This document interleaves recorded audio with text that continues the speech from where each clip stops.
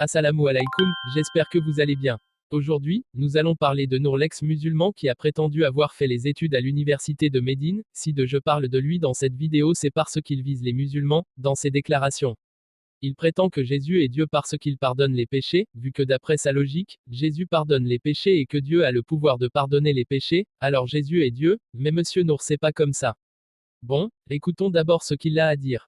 Il est bien sûr capable de pardonner les péchés, mais il est capable même de plus, il est capable de guérir. Va, prends et va-t'en. Aujourd'hui, tu es guéri. Le concept de l'islam, c'est de dire que Dieu est le seul qui pardonne les péchés. Jésus-Christ a pardonné les péchés. Jésus-Christ est Dieu. Comme vous pouvez le constater, l'un des actes de Jésus cités par les chrétiens est que Jésus pardonne les péchés, alors il est Dieu car Dieu a seulement le droit de pardonner les péchés. Monsieur Nour décidément, il faut parfois lui offrir une bonne paire de lunettes pour mieux comprendre la Bible.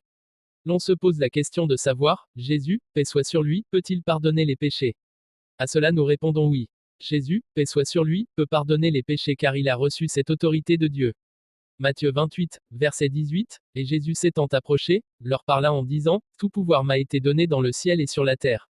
C'est Dieu qui a donné l'autorité à Jésus, c'est pourquoi par la permission de Dieu, Jésus pardonne les péchés et non Jésus lui-même. Lorsque Jésus déclare dans Matthieu 9, 6 qu'il a le pouvoir de pardonner les péchés, ça veut juste dire que par lui Dieu pardonne les péchés.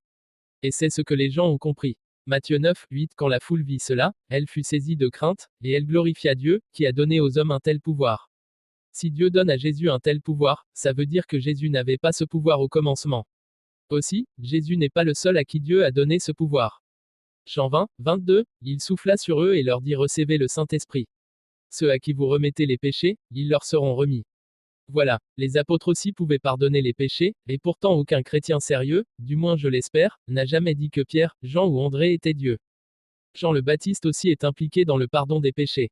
Luc 3, verset 3, et il allait dans tout le pays des environs du Jourdain, prêchant le baptême de repentance pour la rémission des péchés. Ainsi celui qui acceptait le baptême de Jean avait ses péchés pardonnés. Comme également celui qui suit le messager alayhi salatu salam verra ses péchés pardonnés. Sourate 3, verset 31. Dit, si vous aimez vraiment Allah, suivez-moi, Allah vous aimera alors et vous pardonnera vos péchés. Si pardonner les péchés faisait de quelqu'un Dieu, alors Jean le Baptiste, les apôtres et même certains prêtres catholiques seraient tout divins. Jésus, alayhi salam, pardonne les péchés car Dieu lui a donné cette autorité. Mais ça ne fait pas de lui Dieu en essence, seulement un Messie rempli d'autorité divine, comme Dieu l'a fait pour d'autres avant lui. Il en est de même avec les miracles qu'il accomplit, ce n'est pas de lui-même mais par la puissance de Dieu. Acte 2, 22, homme israélite, écoutez ces paroles, Jésus de Nazareth, cet homme à qui Dieu a rendu témoignage devant vous à travers